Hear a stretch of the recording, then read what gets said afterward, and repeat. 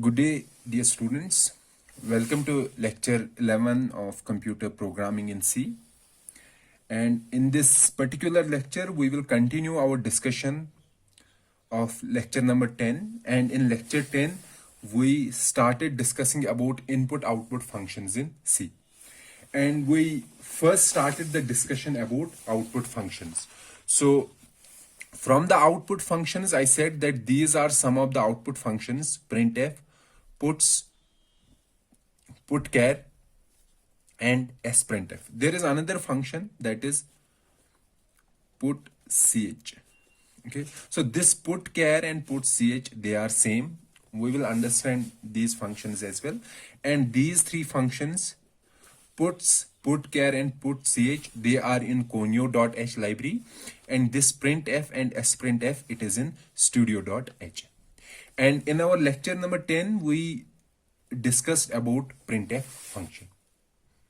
Okay, so we will first complete the discussion about printf function, then we will discuss other output functions, and accordingly then we will move to the input functions. So printf, as I said, that its format is like this. Printf, it takes this string, the string that it wants to print, and this string contains some conversion specifiers. And the value of these conversion specifiers is given here.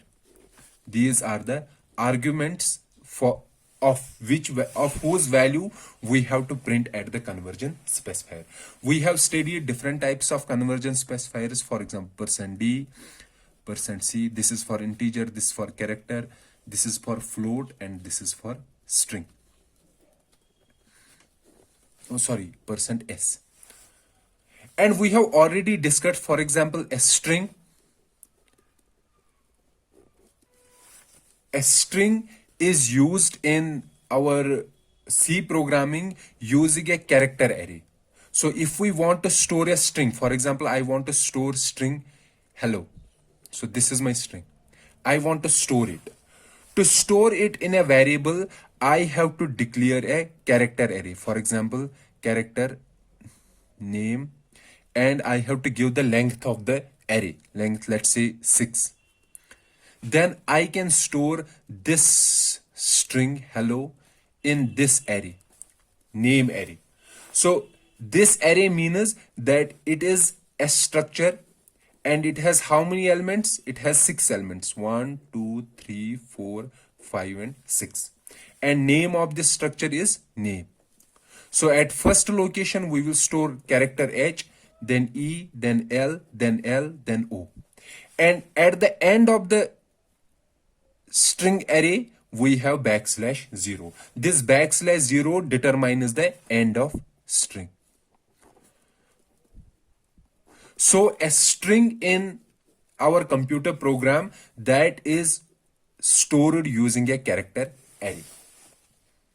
Okay, that we have already discussed in the previous lectures. We don't have to describe it here. So for printing, let's say I want to print this character array, this name array. Okay, so for that I have to use %s, string. String means that I have to print a character array. Okay, so this was our printf function. And also I said that every function returns a value.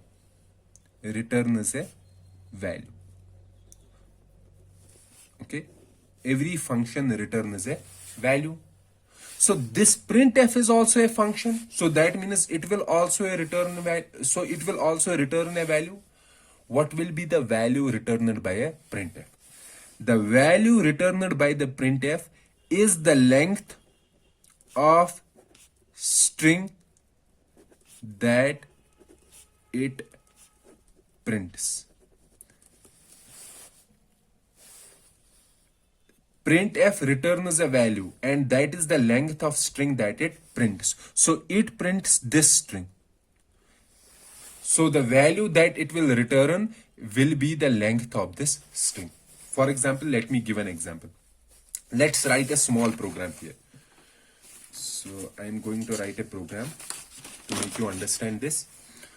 So for example, what I am saying here, printf will return a value that is the length of string that it prints. That means it returns an integer value. Integer value. Printf returns an integer value. And that integer will be the length of string that it prints. For example, if the length of string is 5, it will return 5. If the length of string is 6, it will return 6. Okay. And the value returned by printf. What is the value returned by printf? Integer. So that means that value, we can store that value in an int variable. Int variable. Why we will store that variable, that value in int variable? Because it is returning an integer variable. So as I said, you can store the value returned by a function, or you can simply ignore it. Okay, so let me give an example here. Let's write a program hash include studio.h. So why I am including studio.h here? Because I will use printf function. Then main, as I said, every function returns a value. So whenever we start writing a function, writing means we start the function and opening and closing brace. Okay, so we have to write the return value in front of it. If we didn't write any return value here, it default means it returns integer. However, if you write something, then it will depict what value it will return. So let's say I am doing int main. I am saying main will return integer value. Then let's say int a is some value. Then I will printf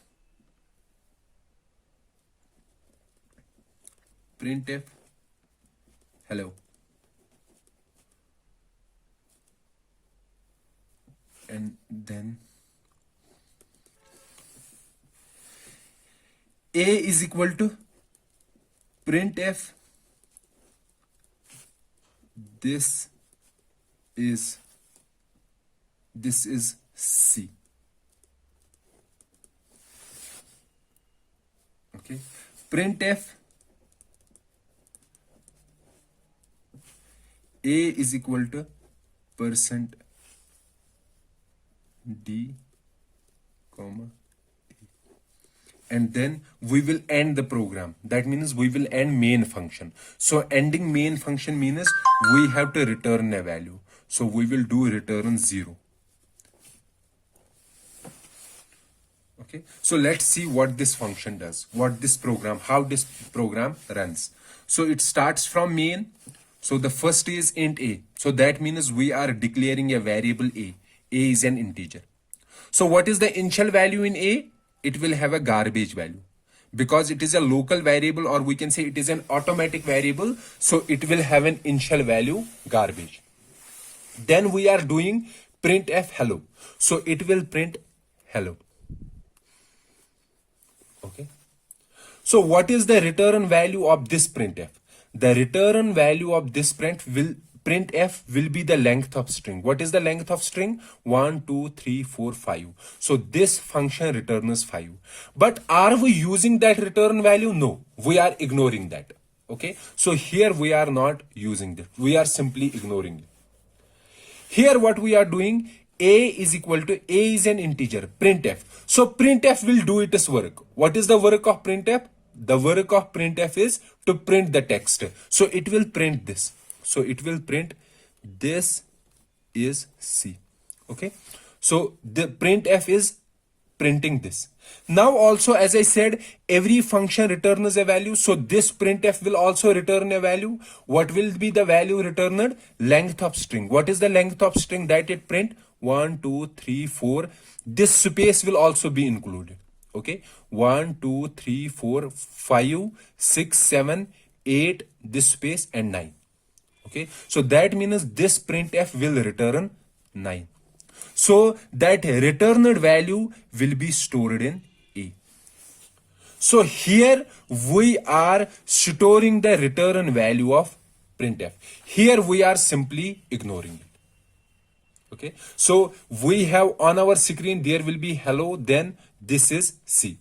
And what will be the value in A? In A we have 9. Okay, here we have A is equal to 9. So this one we completed. Now we will move to the next. Print F, it is printing. What it is printing? A is equal to A is equal to %d. %d means it has to print an integer and the value will be from this variable. So what is this variable? A. What is stored in A? 9. So it will print A is equal to 9. If you can see what will be the return value of this function, the return value of this function will be 1, 2, 3. It will be 3. But we are not storing that return value. And also you will see that this entire text, it will be written in the same line. Why? Why same line? Because for writing on the next line, we should have used \n, but we are not using \n anywhere. Now, for example, I use a \n here. So here, this is C \n. Now let's see what will print. It will print hello. Okay. We are still on the same line. There is no \n here. Then it will go here. It will print on the same line. This is C. Then we have \n. \n means it will go to next line. And what will be the return value of this printf? So let's see what is the return value. 1, 2, 3, 4, 5, 6, 7, 8, 9 and 1 enter. So here we are pressing an enter. Enter means \n. Okay, so there is one extra character here, that is enter character. So what is the return value? Return value will be 10. So in A we will have 10. So now we are moving to next line. It will print A is equal to 10. 1, 0. What will be the return value of this printf? Previously it was 3. 1, 2, 3. But now it is 1, 2, 3, 4. Now it is 4. Okay. So I hope I make you understand the return of printf. So with this we completed the discussion about printf function. Now let's see the discussion about other functions. For example, what is the use of sprintf? Okay. So printf, we completed printf. Now let's move to sprintf. So sprintf. So what is printf doing? Printf is printing string, this string on screen. Printf is printing string on screen. Okay. And what is the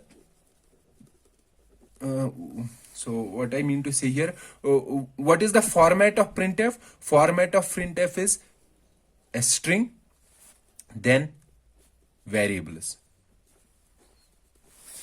Okay, and this string it will print on screen. Sprintf has similar functionality as printf, but instead of printing on the screen, it will print the string in a string variable.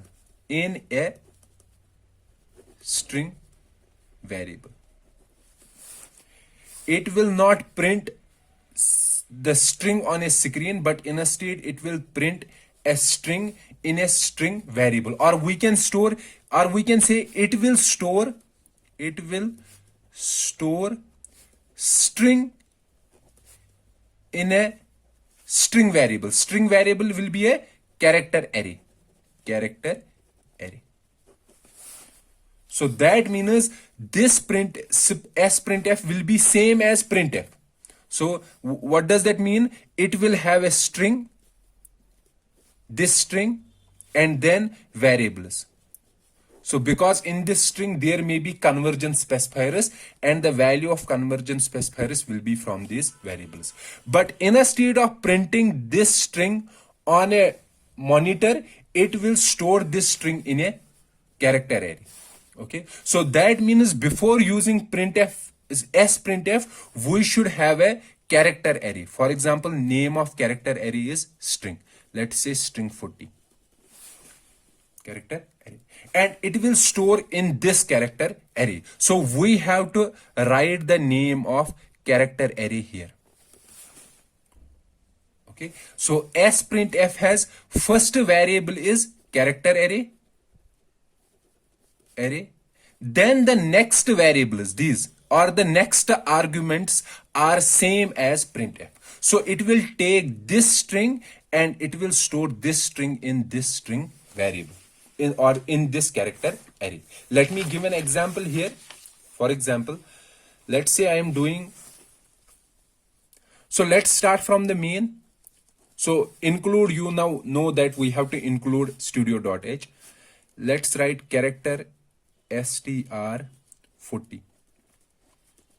Okay, now I am doing sprintf or int a is equal to 5. Now I am doing sprintf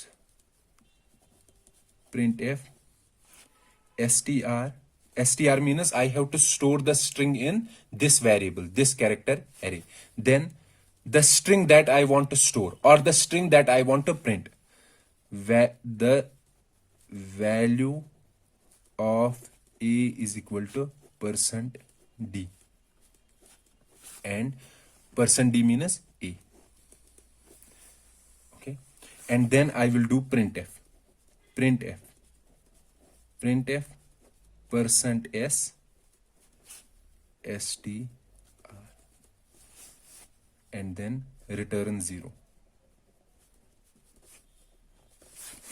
Now let's see how this program works.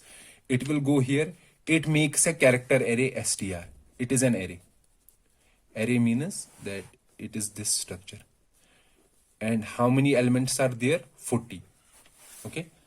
So 40. We won't write all the 40 here. Then int a is equal to 5. So another variable is a is equal to 5. Now sprintf. This function, what this function is doing, it will go to this string, this one. It will take this string and store in str. What is this string? The value of a is equal to %d. The value of a is equal to %d. What is %d? A. What is a? 5. So it will take this string and it will store in this variable, So it won't print anything on the screen. There won't be printed anything on the screen. So it will just take this string and it will store in this variable. So it will store this string in this string variable. It won't print anything. So what will be stored in this string? This. The value of a is equal to 5. The value of a is equal to 5. So I won't write everything. So the last will be 5. And after 5, we have \0. Why \0? Why? Because it depicts the end of string. Then, now this has completed. Now we are doing printf this. We have to print this. %s. %s means we have to print string. So, which string? This string, str. What is stored in this string? In this string we have the value. So what will be printed on the screen? The value of a is equal to 5. Whatever is stored in this particular array, string array. So this will be printed on the screen. It is printed because of printf, not of sprintf. So what is an sprintf? It is a function that prints, or we can say stores, string in a character array. So that character array is given at the beginning. Name of character array is given at the beginning. And whenever you have to print a character array, you have to give the name in printf function. Okay, so this is how sprintf and printf are getting used. Both these functions, as I said, they are included in our studio.h, standard input output.h. And you can see that both these output functions, in these output functions, we can structure the string. Structure means we can say whether we have to do left justification, right justification, what are the conversion specifiers. We can use conversion specifiers. So using these output functions sprintf and printf, we can format text according to our need. To our need. Okay. So using sprintf and printf, we can format text. Text here means string according to our need. So this completes the discussion about sprintf function. Now let's see other functions: puts, putchar, and putch. So these three functions, they are also output functions. And these three functions put text on the screen. So what is the use of each function we will describe. But before discussing these functions, we have to remember that these three functions are described in conio.h. Okay. So let's describe the first one, that is putchar. Putchar. And putch, they both have same functionality. They both print a single character on a screen. A single character. They can only print a single character. They cannot print a complete string. They can only print a single character. And puts, it prints a string. Putchar and putch, they can print a single character on a screen, and puts prints a string. Okay, so what I am saying here, so we are saying that putchar, so let me discuss first putchar. So putchar, in its arguments, there will be a character.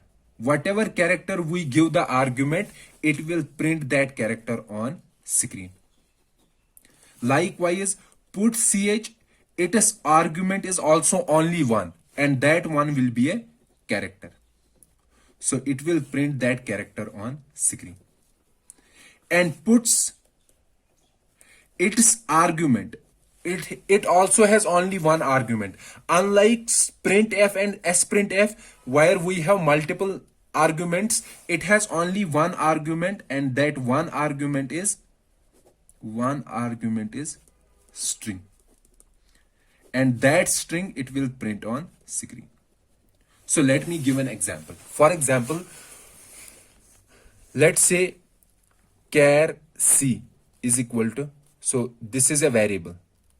C is a variable, or we can say char name is, let's do some name, and let's store a character in this. Let's say I am storing capital A in this variable. So this is a character variable.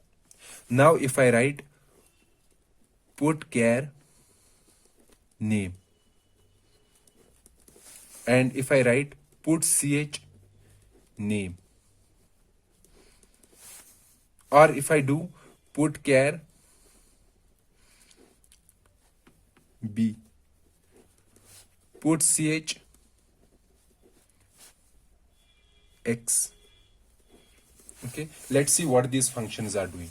So here I am saying char name is equal to a. So name is a character, and what is stored in this name?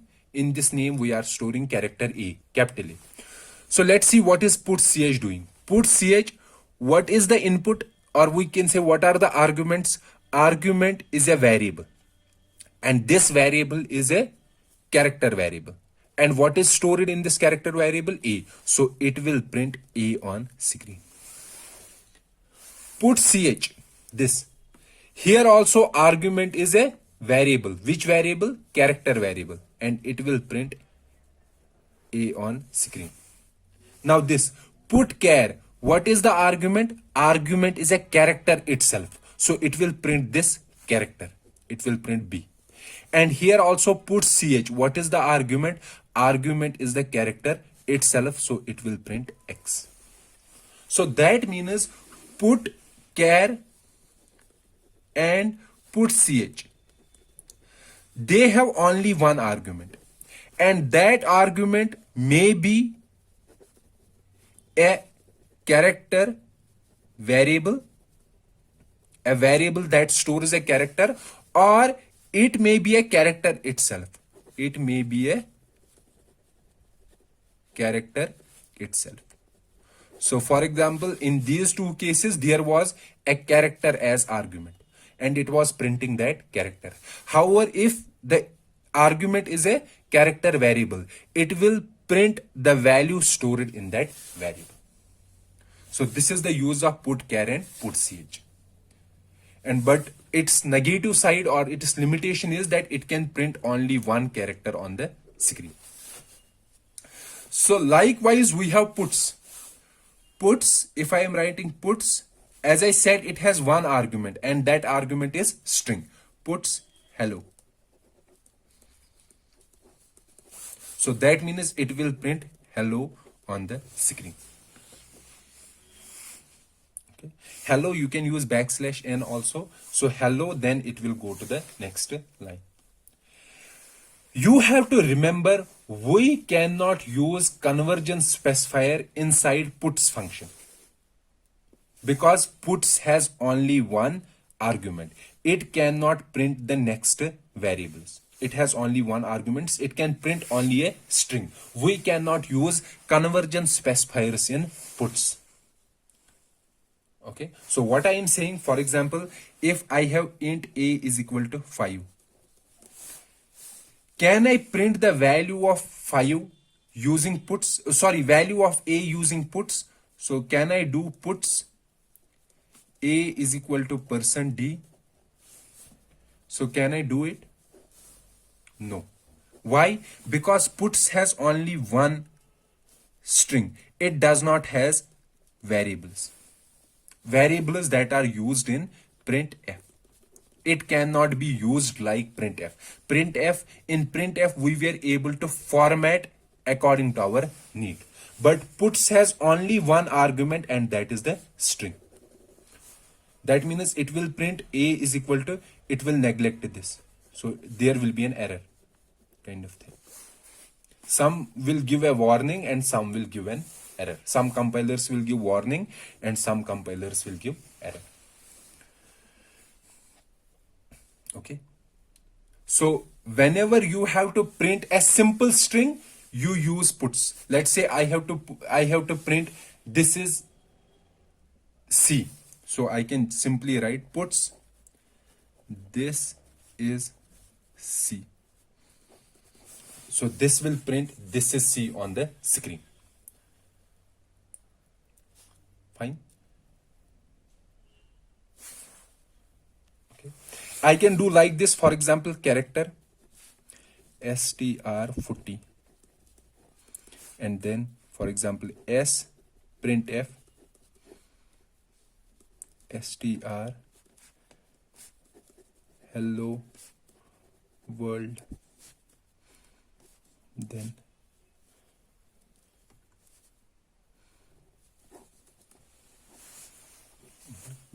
puts str. So let's see what this does. So here it is declaring a string character array. Okay. S printf, it will print hello world in str. So what will be stored in this str string or str character array? We will store hello world. It is a string. Now puts str. So as I said, puts has only one argument and that argument is string. It may be a string or a character array So here the input argument is character array. So it will print the text stored in this character array. What is stored in this character array? Hello world. So it will print hello world on the screen. Okay. So this completes our discussion about puts and all other output functions. And in these 5 output functions, printf, sprintf, putchar, putch and puts. So these 5 output functions. These two, printf and sprintf, we can use format specifiers or we can say conversion specifiers, but in these we cannot use directly. We can use indirectly but not directly. These three functions, we can say these are used for outputting text but in unformatted manner. And these two, printf and sprintf, they can be used to print in formatted manner. So with this, we complete our discussion about printf function, or sorry, discussion about output functions. So now we have to discuss about the input functions, and the discussion about the input functions, we will continue that discussion in our next lecture. So let's meet in the next lecture. Till then, goodbye.